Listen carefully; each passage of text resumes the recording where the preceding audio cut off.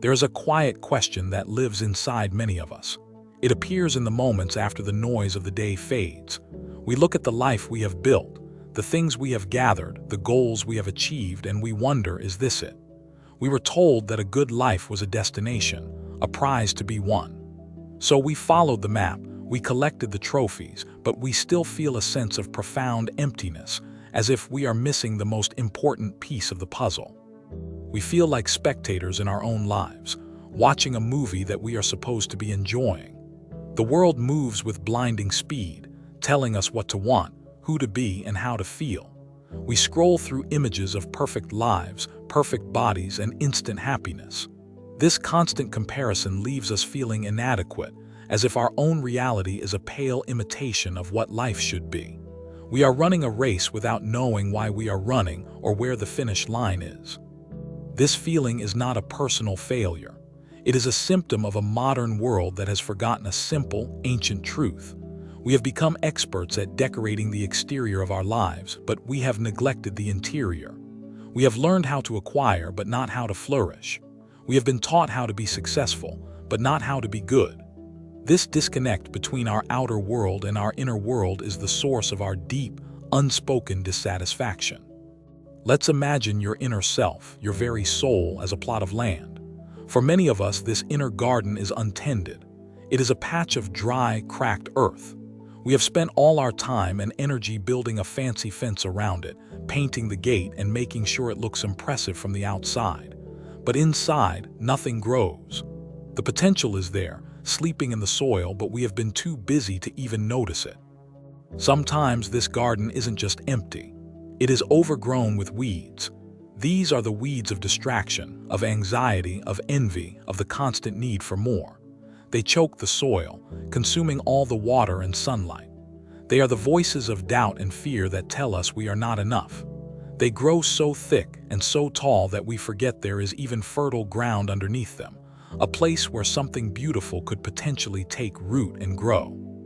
We look at this inner landscape and we feel overwhelmed. We don't know where to begin. The task of clearing the weeds and cultivating the soil seems monumental, impossible. So we ignore it. We turn our attention back to the outside world, to the next distraction, the next goal, the next purchase.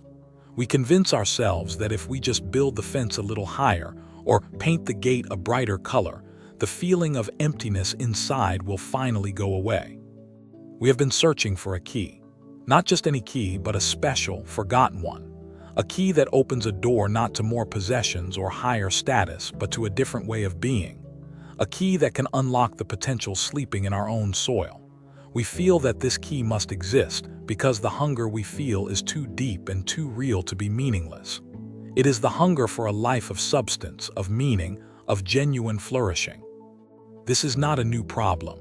Over 2,000 years ago, a philosopher in ancient Greece saw the same pattern in the people around him. He saw them chasing money, pleasure, and honor, only to find themselves unhappy and unfulfilled. His name was Aristotle, and he spent his life exploring the most important question of all: what is the good life? And more importantly, how can we live it? Aristotle's answer was revolutionary, not because it was complex, but because it was so profoundly simple. He suggested that we have been looking in the wrong direction. The good life is not something you find, or win, or are given. It is not a destination at the end of a long road. It is not a prize hidden in the world outside of you. His answer points us back toward ourselves, toward the one place we have been taught to ignore. So, what is this forgotten key that Aristotle discovered? What is the secret to transforming our barren inner landscape into a place of life and beauty? The answer lies not in a grand, sweeping gesture, but in the small, consistent actions we take every single day. It begins with understanding the most common trap we all fall into when we first try to fix our inner world. When we finally acknowledge the emptiness of our inner garden, our first instinct is often to seek a quick fix. We want instant results. We want to fill the void, and we want to fill it now. We believe that if we can just find the right thing, the right relationship, the right job, the right experience, it will magically make our garden bloom. We look for a miracle from the outside to solve a problem on the inside. This is the common trap, We try to buy happiness. In the metaphor of our garden, this is like going to a store and buying plastic flowers. They are bright, colorful, and they look perfect from a distance. We bring them back to our empty plot of land and we stick them in the ground. For a moment, it looks like we have a beautiful garden. We have filled the space with the appearance of life. These plastic flowers represent the external validation we chase. It is the temporary high of a new purchase, the fleeting ego boost from 100 likes on a social media post, the short-lived thrill of a superficial pleasure. These things are not inherently bad, but they are lifeless. They are not rooted in anything real. They are decorations, not life itself. They can never truly satisfy the deep longing of the soul. And soon we notice the flaw in our solution. The plastic flowers do not grow. They do not change. They do not smell sweet after the rain. The wind can knock them over. The sun can fade their artificial colors. They provide no nourishment for the soil and they attract no life. Our garden is still fundamentally barren. It is a silent, sterile museum of what a garden is supposed to look like, not a living, breathing ecosystem. This leads to a cycle of disappointment. When the initial satisfaction of the plastic flowers wears off, we conclude that we just didn't get the right ones. We think, maybe I need bigger flowers or more expensive ones or a different color. So we go out and get more. We are constantly searching for the perfect external object to fix the internal problem, without ever realizing that the problem is our approach itself. We are decorating a wasteland instead of cultivating a world. We see this everywhere. The person who believes a new car will make them happy, only to feel empty again a month later. The person who chases fame, only to find that the applause of strangers is a hollow sound.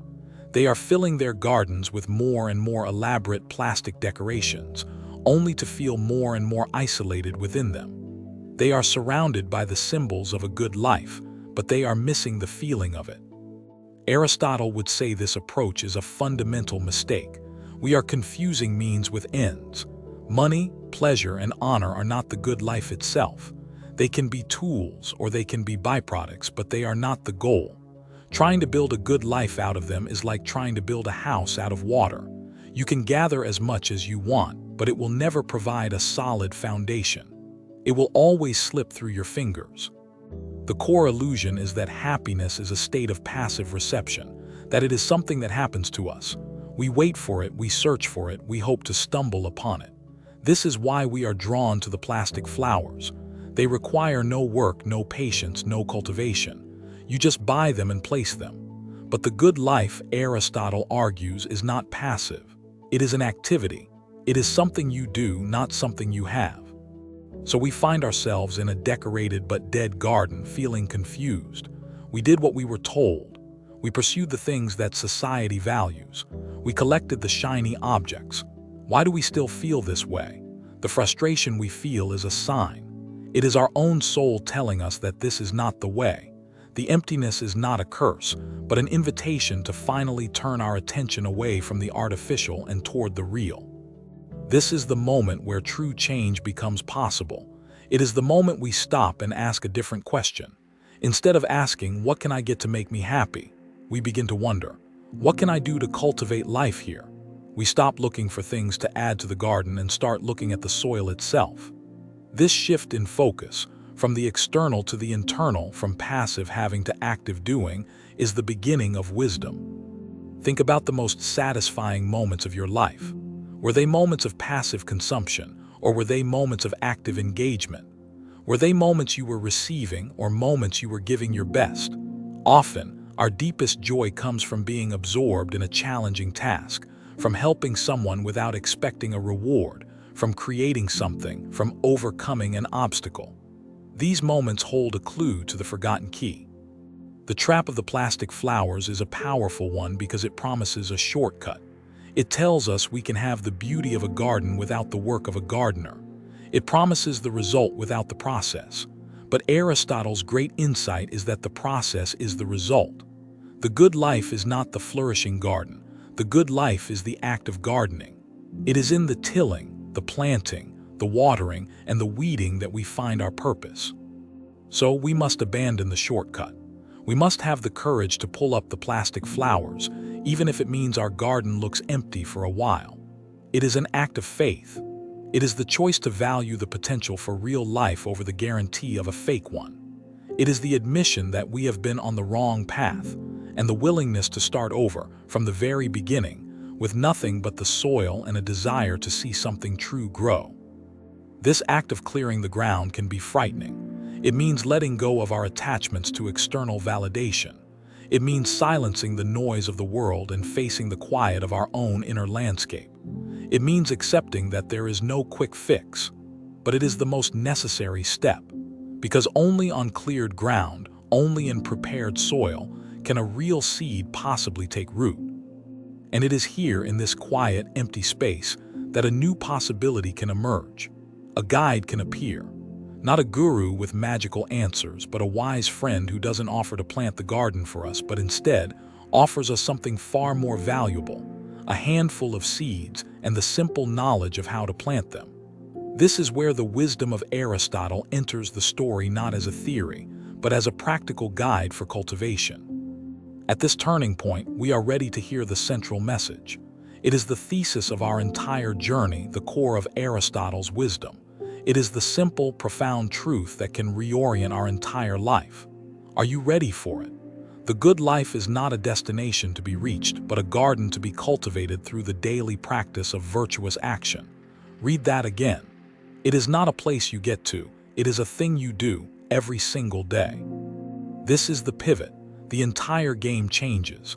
The goal is no longer to be happy as if it were a mood that might visit us. The goal is to live well, to act well. It is to shift our focus from our feelings, which are fickle and unreliable, to our actions, which are within our control. The question is not, how do I feel today? But what good can I do today? This is the beginning of empowerment. The wise guide, our Aristotle, doesn't present us with a complex set of rules. He offers us seeds. Each seed is a virtue. A virtue is not a vague, moralistic idea. For Aristotle, a virtue is simply a quality that allows a thing to perform its function well. A sharp knife has the virtue of sharpness. A fast horse has the virtue of speed. The question then becomes, what are the virtues of a human being? These virtues are the tools and the seeds for our garden. They are qualities like courage, temperance, generosity, and honesty. They are not states of being we are born with. They are habits we develop. A person is not born courageous. A person becomes courageous by practicing acts of courage, especially when it is difficult. A person becomes honest by practicing acts of honesty, especially when it would be easier to lie. This is a radical idea. It means your character is not fixed. It is not a stone tablet. It is a piece of clay, and your actions are the hands that shape it every single day.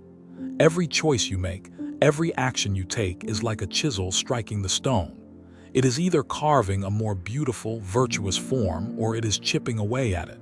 You are the sculptor of your own soul. So let's begin. The first step is not to try and plant the whole garden at once.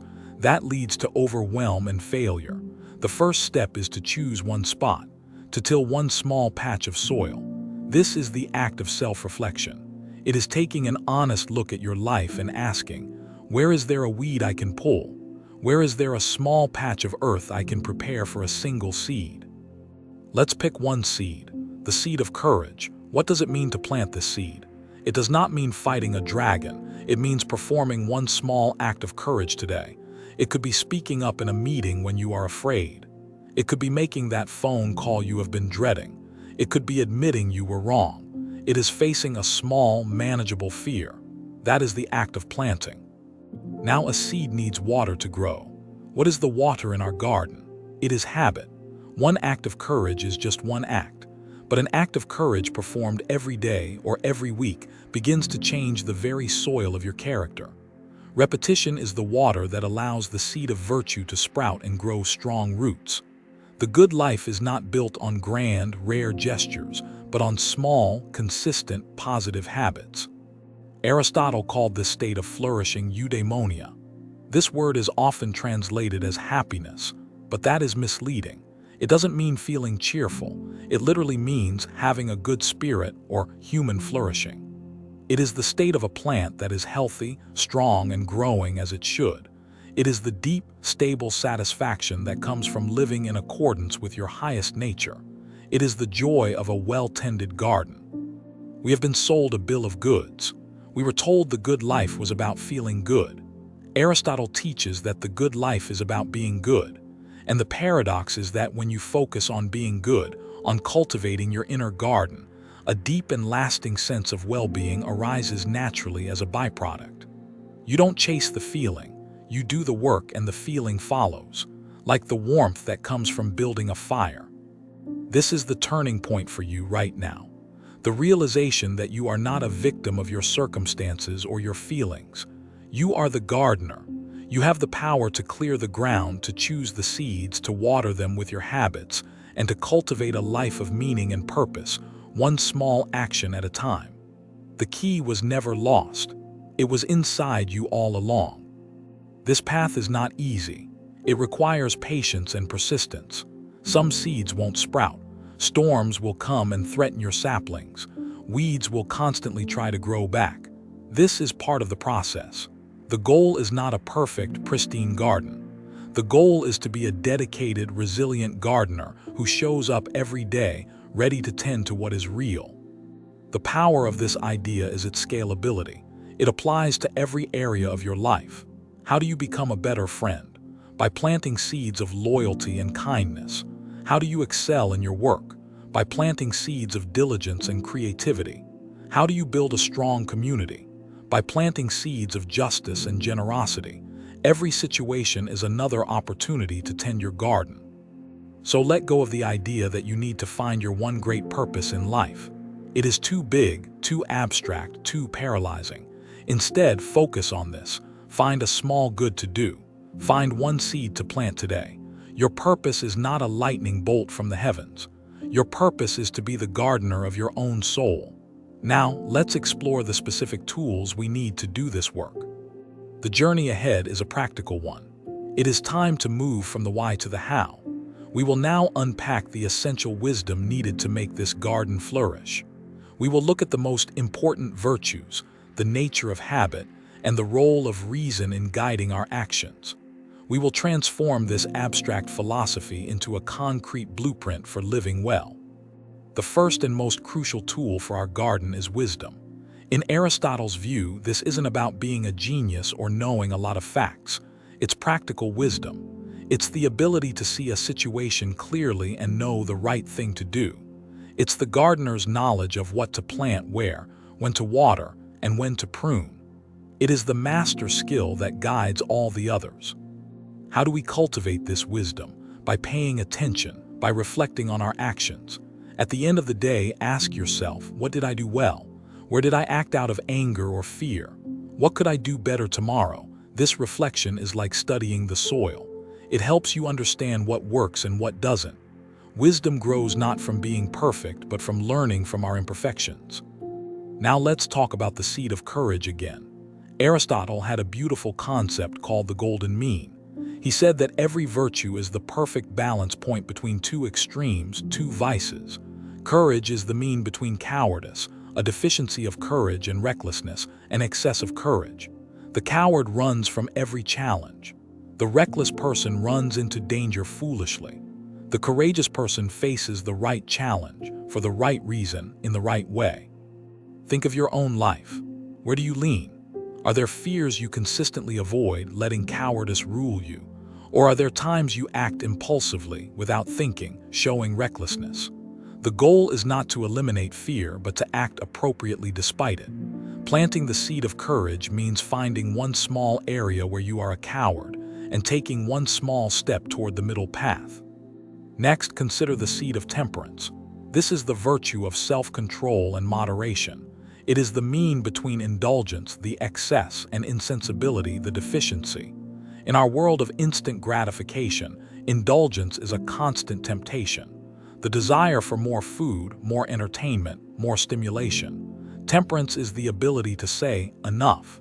It is the wisdom to enjoy pleasure without being enslaved by it. Cultivating temperance is like learning to water your garden correctly. Too much water drowns the plants. Too little and they wither and die. Temperance is knowing exactly how much is needed for healthy growth. It is not about self-denial, it is about self-respect. It is recognizing that your long-term flourishing is more important than a short-term pleasure. Where can you practice saying, "This is enough today"? Let's plant a seed of generosity. This is the mean between stinginess and extravagance. The stingy person hoards their resources, be it money, time, or attention. The extravagant person gives wastefully, without thought. The generous person gives the right amount to the right people at the right time for the right reason. It is the art of giving well. Generosity is not just about money. You can be generous with your time, your attention, your praise, your knowledge. When you listen fully to another person without interrupting, you are planting a seed of generosity. When you share what you have learned with someone who needs it, you are tending your garden. These small acts of giving create a rich and fertile ecosystem around you. What about the virtue of honesty or truthfulness? This is the mean between boastfulness, exaggerating your own accomplishments, and self-deprecation, understating them. The honest person represents themselves and reality as they truly are. This requires both self-awareness to know the truth and the courage to speak it. It is about building a life on a foundation of reality, not illusion. Planting the seed of honesty means committing to reality. It means stopping the small white lies that complicate our lives. It means giving sincere compliments instead of empty flattery. It means admitting when you don't know something instead of pretending you do. Each act of truthfulness pulls a weed of deceit and allows for clear, unhindered growth in your garden. A crucial element for our garden is a friendly climate. Aristotle emphasized the virtue of friendliness. This is the mean between being cantankerous or quarrelsome and being obsequious or a flatterer. The friendly person is pleasant and easy to get along with, but not at the expense of their own values. They are kind without being a pushover. They know how to disagree without being disagreeable. A good life is not lived in isolation. We are social creatures. Our garden is connected to other gardens. By practicing the virtue of friendliness, we create a positive social climate. We become a source of warmth and ease for others, which in turn nourishes our own soul. Think of one interaction you will have today. How can you bring a spirit of genuine, balanced friendliness to it? All these virtues require the sunlight of reason to grow. Reason is our ability to think, to choose, to guide our actions deliberately. It is the uniquely human capacity that allows us to be gardeners in the first place, rather than just a patch of wild weeds. An animal acts on instinct.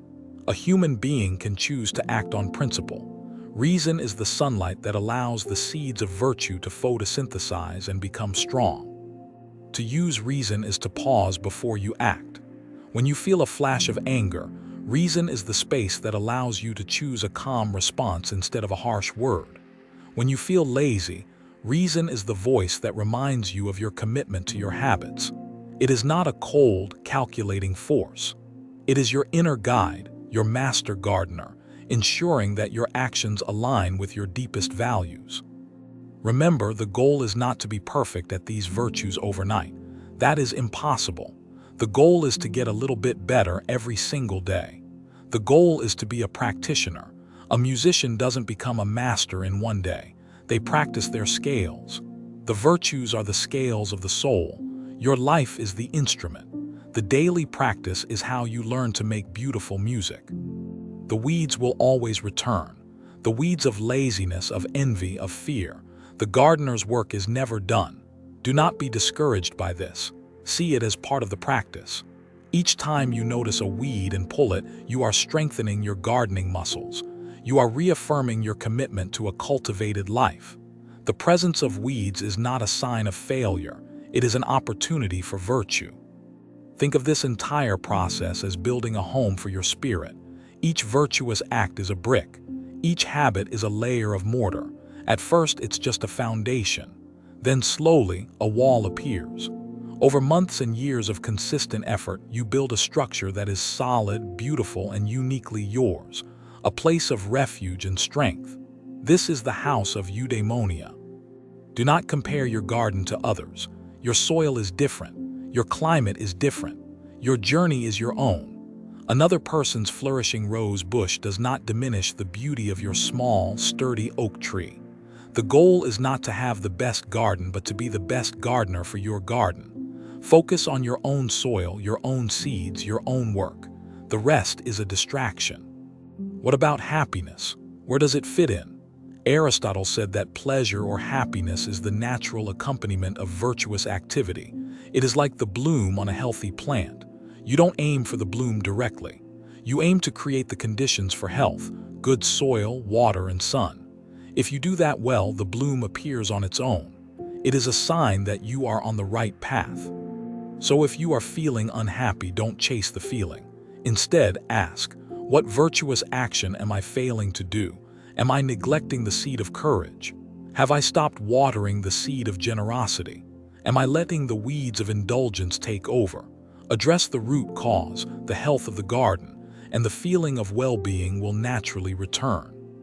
The practice of virtue also builds resilience. When your life is built on the foundation of a strong character, you are better able to withstand the inevitable storms. External things, your job, your health, your relationships, can change. But your inner garden, your cultivated character, is something no one can ever take from you. It is the ultimate source of stability in a chaotic world. Consider the virtue of patience. This entire process is an exercise in patience. It is the opposite of the quick-fix culture. It is trusting that small, consistent efforts will lead to great results over time. Every time you choose the slow, meaningful work over the fast, empty distraction, you are planting the seed of patience. This virtue is the soil in which all other virtues grow best. And what of justice? For Aristotle, this was a master virtue. It is about fairness in our communities. On a personal level, it's about giving each part of your life its proper due. It is giving time to your work, but also to your family, to your body, but also to your mind. It is creating a balanced and harmonious inner ecosystem where no one part is allowed to dominate or starve the others. Don't get lost in the theory. The most important word in Aristotle's philosophy is activity. The good life is in the doing. You can read every book on gardening, but until you put your hands in the dirt, you are not a gardener. So today, choose one virtue, just one, and choose one small, concrete action you can take that embodies it. That is all that is required to begin. This path transforms your relationship with difficulty. Challenges are no longer seen as obstacles to your happiness, but as opportunities for virtue. A difficult conversation is a chance to practice courage and friendliness. A boring task is a chance to practice diligence. A moment of temptation is a chance to practice temperance. Life becomes a training ground for your soul. Your character becomes a kind of inner compass. As you cultivate the virtues, you develop a stronger and stronger sense of the right way to act. The choices become clearer. You no longer need to constantly ask for outside opinions because you have cultivated the wisdom within yourself to know the path. Your actions start to flow from a place of integrity and strength. This is the forgotten key. It is the realization that the quality of your life is not determined by what happens to you, but by how you respond. It is the understanding that your character is not what you think or what you feel, but what you do. You are the sum of your actions. Therefore, if you want a better life, you must commit to better actions. Do not aim for a final state of perfection. Eudaimonia is not a finish line. The flourishing garden is always growing, always changing. There is always a new weed to pull, a new branch to prune, a new seed to plant. The joy is not in arriving at a perfect garden, but in the lifelong, meaningful process of tending to it. It is a journey, not a destination. Over time, your small, daily actions accumulate. The single seed of courage grows into a mighty tree that provides shade and shelter. The small acts of kindness weave together into a flowering vine that connects you to others. Your garden, which was once barren and empty, becomes a vibrant, living testament to your dedication. It becomes a place of beauty and strength. You will start to notice that the world outside you changes as well. A person with a cultivated inner garden interacts with the world differently. They bring patience, wisdom, and kindness to their relationships and their work. They become a source of stability and light for others. By transforming your inner world, you begin to transform the world around you. This is not a philosophy of selfishness. It is the opposite. Aristotle believed that a fully flourishing human, a virtuous person, is the greatest asset a community can have. You cannot give what you do not have. By cultivating your own garden, you grow the fruits of courage, generosity, and justice, which you can then share with the world. Your personal flourishing is the precondition for helping others flourish. Let go of the need for an audience. You don't tend your garden to win awards or to have the most impressive garden on the block. You do it for the sake of the garden itself. You do it because it is the right and good thing to do. The validation comes from the work itself, from the quiet satisfaction of seeing something real and true grow under your care. This is a call to agency. It is a declaration of independence from the tyranny of your fleeting emotions and the chaotic demands of the outside world. It is the decision to be the cause, not just the effect. To be the writer of your own story, not just a character in someone else's. It is the choice to live deliberately. As we prepare to bring these threads together, take a moment. Look back at the journey. We started in a barren land, decorated with plastic flowers. We found the courage to clear the ground. We accepted the wisdom of an ancient guide who taught us that the good life is an activity. We learned to plant seeds of virtue and water them with habit. And now, something remarkable is about to happen. The separate acts, the individual plants, the daily tasks, they are all about to coalesce into something greater than the sum of their parts. This is the moment of synthesis, where the garden reveals its true nature, and we understand the concept of eudaimonia not as an idea, but as a living reality. The aha moment is upon us. Suddenly you see it. The garden is not just a collection of individual plants. It is a single, interconnected, thriving ecosystem. The strong trees provide shade for the delicate flowers. The fallen leaves create mulch that nourishes the soil. The flowers attract bees that pollinate the entire garden. Everything is working together. Every part supports every other part in a beautiful, harmonious dance of life. This is eudaimonia. It is not one virtue, but the symphony of all virtues working together. Courage supports justice. Temperance supports wisdom. Generosity supports friendship. Your character becomes a coherent, integrated whole.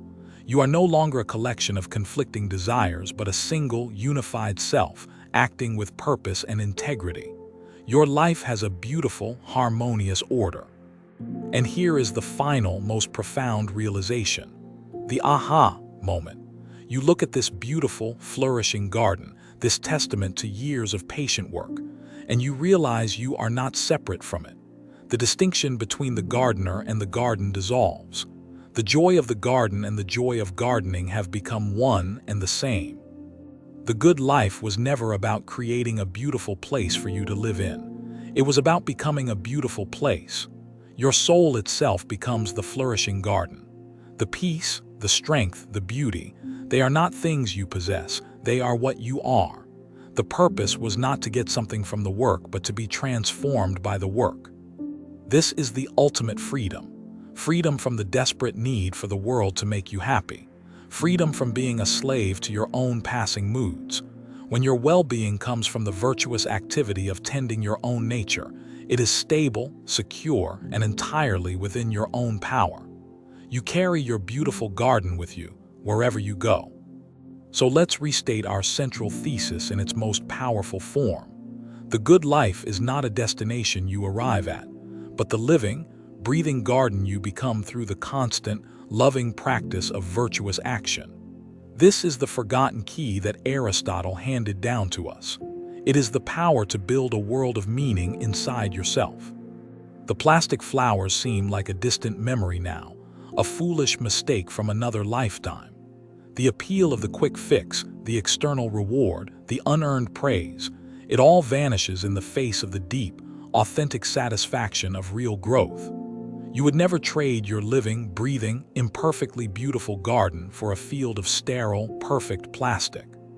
You finally understand. The point was never to eliminate struggle. The storms still come. The weeds still grow. The point was to become so strong, so well-rooted, so deeply connected to your own virtuous nature that you can dance with the storm. You can see the weeds as a call to action, not a reason for despair.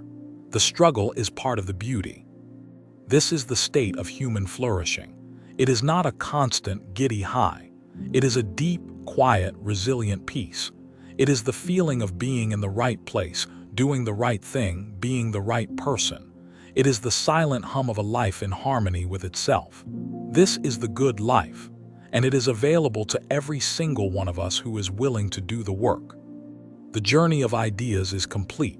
The synthesis is achieved.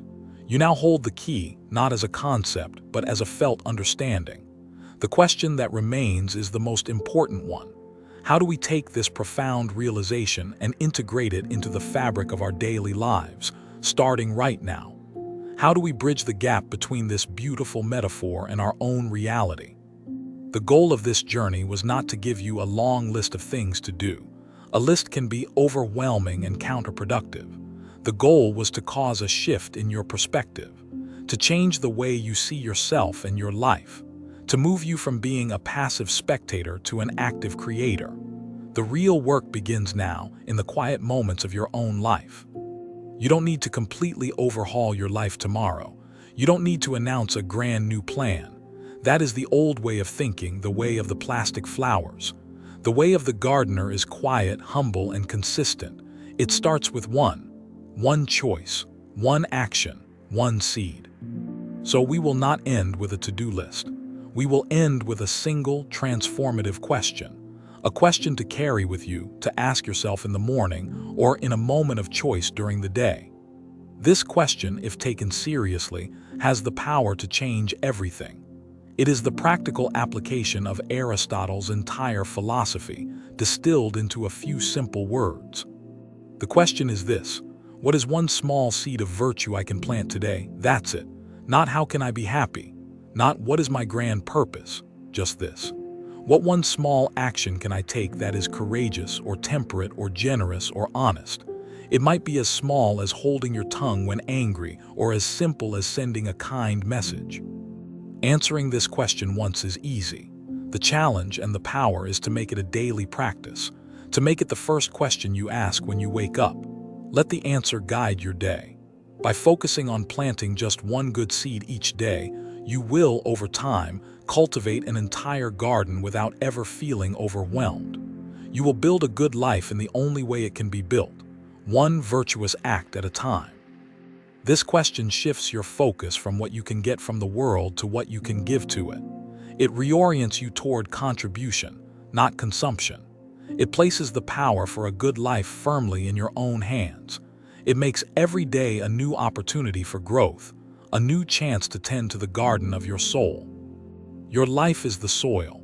Your actions are the seeds. Your habits are the water. Your reason is the sun. You have everything you need. You are the gardener. The work is simple, it is quiet, and it is the most important work you will ever do.